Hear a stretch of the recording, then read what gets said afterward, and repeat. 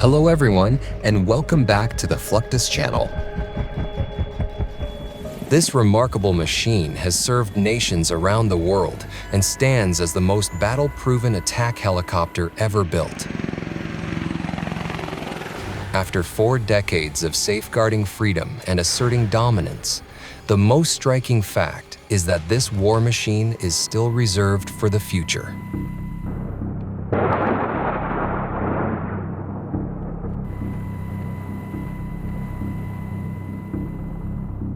Apache first entered service in 1984 with the AH-64A variant.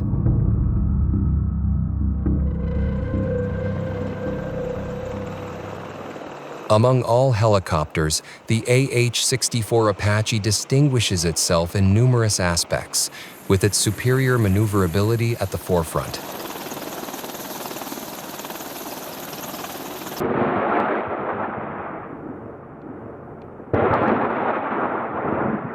The exceptional mobility engineered into the Apache makes it the most desired attack helicopter for deep tactical missions. The Apache is equipped with an M230 cannon that fires 30mm rounds at an intense rate of 600 to 650 rounds per minute.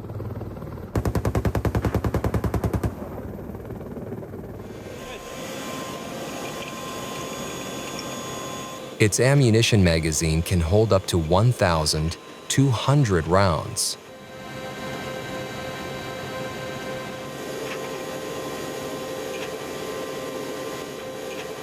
This chain gun is mounted on a rotating turret located between the main landing gears on the lower fuselage.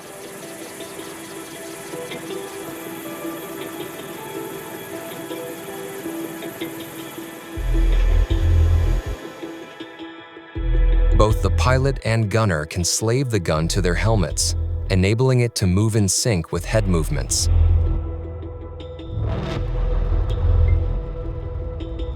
The Helmet Display Unit, HDU, of the Integrated Helmet and Display Sighting System, IHADS, projects data from the pilot's night vision system and the Target Acquisition and Distinguishing System directly into the pilot's line of sight. This greatly enhances situational awareness and gives pilots more time to react, as they no longer need to glance down at instruments during intense combat situations.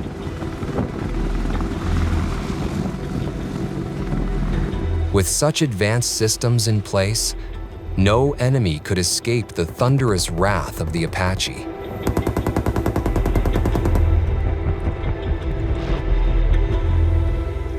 When Apache pilots seek greater range and firepower, the Hydra 70 rockets from General Dynamics are the go-to choice. These rockets, designed for air-to-ground engagements, can be easily mounted on the AH-64 Apache, a 10 Thunderbolt, or F-16 Fighting Falcon.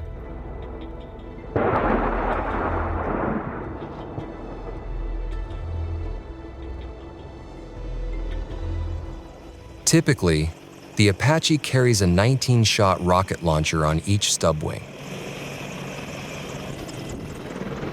Hydra 70 rockets are unguided projectiles that can be equipped with 9 different unitary and cargo warheads to suit various mission objectives.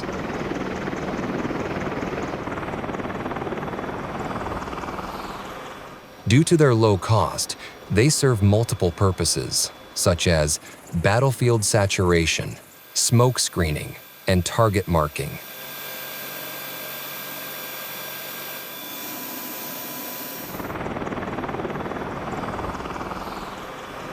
The Advanced Target Acquisition and Distinguishing System in the Apache identifies the target and fires the rocket using an electrical connection.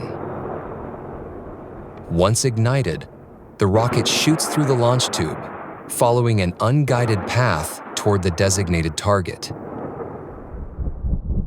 Upon impact, the fuse activates, detonating the warhead and delivering destructive force to the objective.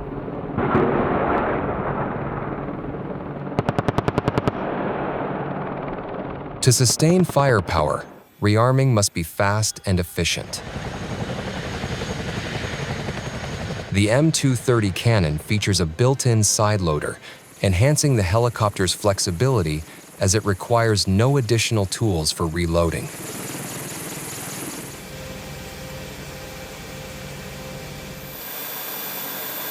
Soldiers feed 11-round strips of ammunition into the gun, allowing one crew member to fully reload it in about 15 minutes, dramatically reducing downtime and returning the Apache to battle swiftly.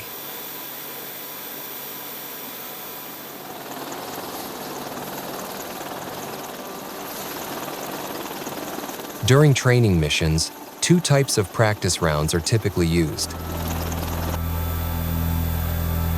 The M788 practice rounds are non-explosive, offering a cost-effective and safe method for improving accuracy. The M789 tactical rounds, on the other hand, are high-explosive training rounds that closely simulate combat performance, though less lethal than live ammunition. They can still engage targets like bunkers, armored vehicles, and enemy personnel to provide realistic combat experience.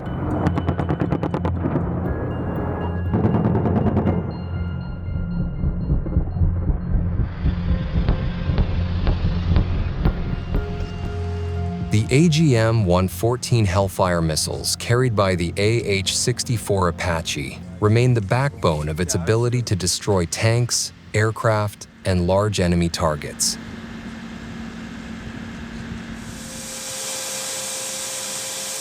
The Apache can carry ordnance on 4 hardpoints located on its stub wings, with up to 16 Hellfire missiles fitted on the AH-64D Longbow and AH-64E Guardian variants.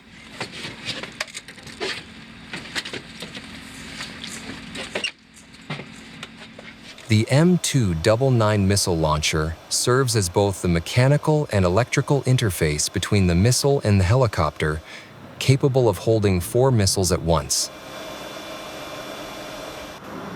Soldiers manually load each Hellfire by sliding it along the launcher's track and securing it into place. Since these weapon systems are pushed to their limits during combat, routine testing is crucial to ensure readiness.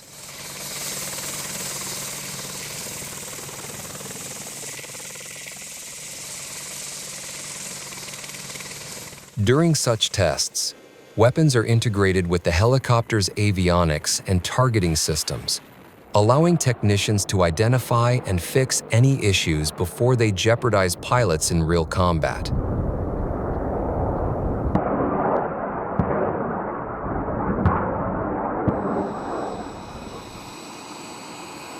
Test pilots also evaluate flight performance, handling characteristics, and navigation, vital factors for safe operation.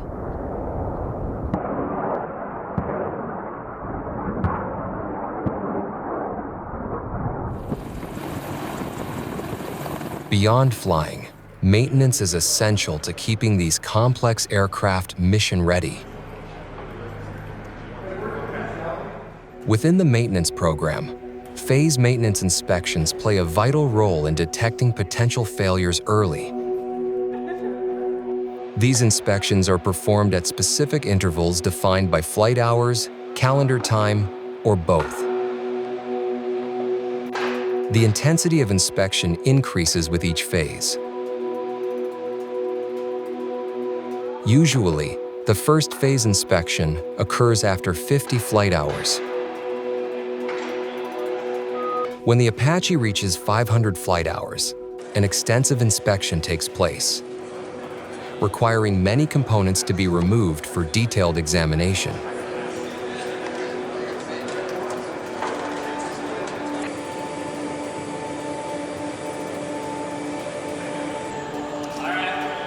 The main and tail rotors, engines, landing gear, weapon systems, and structural elements all undergo close scrutiny during this 500-hour phase inspection.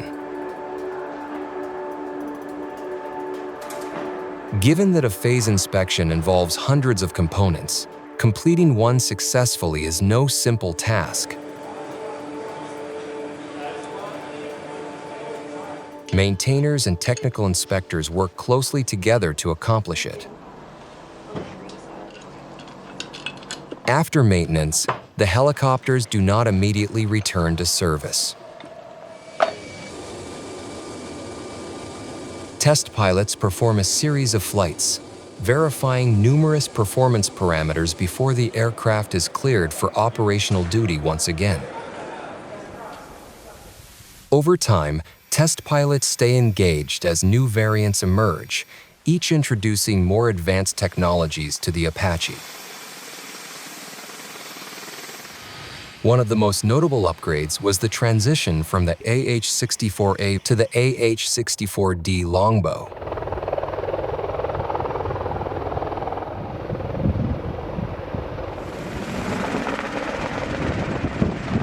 This advancement brought the revolutionary Fire Control Radar, FCR, a millimeter-wave radar capable of detecting, classifying, and prioritizing targets.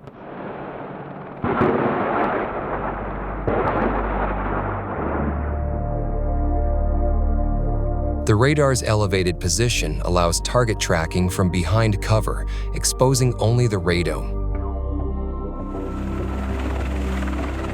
The FCR can track up to 256 moving or stationary targets simultaneously and automatically prioritize 16 of the most critical ones.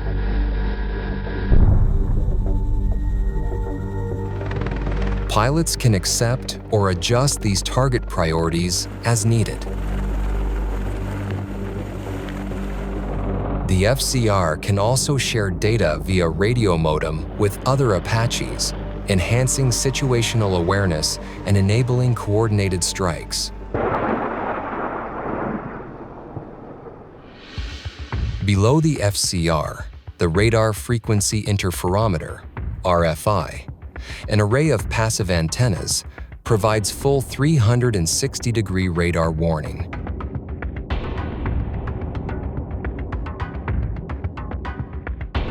The latest AH-64 Guardian retains the same sensor suite with advanced technology that extends detection range and improves maritime capabilities.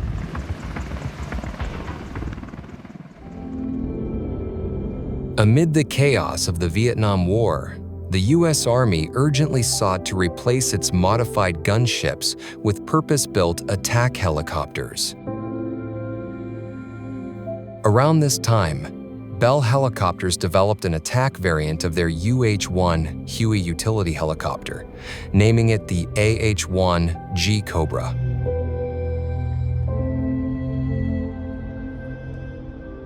The U.S. Army deemed it the perfect solution to their pressing need for a dedicated attack platform.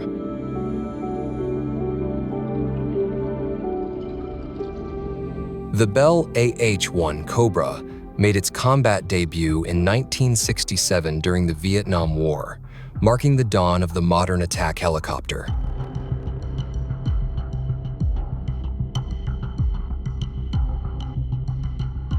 The shared components between the new AH-1 Cobra and UH-1 Huey greatly simplified training and logistics. The Cobra utilized the same two-blade rotor and engine as the Huey. However, instead of retrofitted weapons, the Cobra featured purpose-built armaments.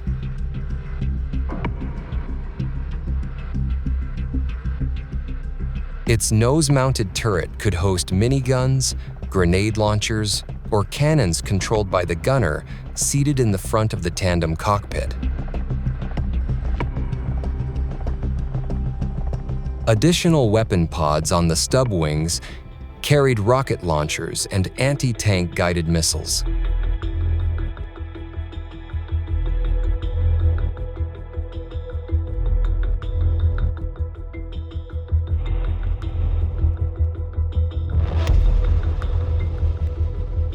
Designed for close air support, anti-armor, and escort missions, the Cobra often faced heavy ground fire.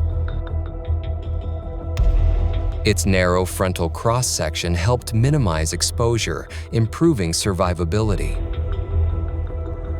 This streamlined design persisted through later models of the AH-1 family, culminating in the AH-1Z Viper. The low-profile airframe not only improves aerodynamics, but also reduces visibility, making the helicopter a smaller visual target head-on than from the side. Interestingly, when the Viper faces an observer directly at 0 degrees against terrain, its silhouette appears only 27% as large as when viewed from the side at 90 degrees. This clever design makes the AH-1Z difficult to detect, giving pilots valuable extra moments to strike.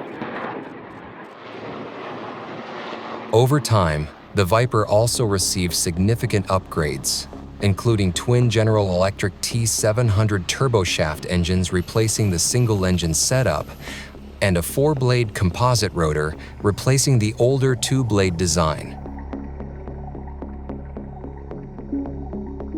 These changes boosted climb rate, payload, and reduced vibration levels. Maintaining a fleet of AH-1Z helicopters with such advanced features demands precision and discipline. Among maintenance routines, pre-flight checks are particularly vital as they directly impact airworthiness. Airmen conduct visual inspections of the main rotors, which are more vulnerable than stationary parts. They check for wear and damage on the steel leading-edge abrasion strips, trailing-edge protection strips, and nickel tip caps that shield the blades from erosion by sand and rain. Keeping the blades clean from dirt improves both aerodynamic efficiency and safety. Additionally, airmen inspect engine inlets, exhausts, and other openings to prevent foreign object ingestion. A thorough pre-flight check ensures that every flight begins in peak condition.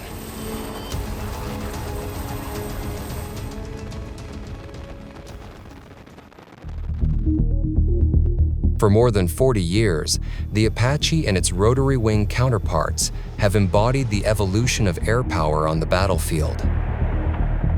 From the pioneering AH-1 Cobra that introduced the concept of dedicated attack helicopters to the highly advanced AH-64 Guardian, each generation has carried forward a legacy of innovation, adaptability, and devastating effectiveness.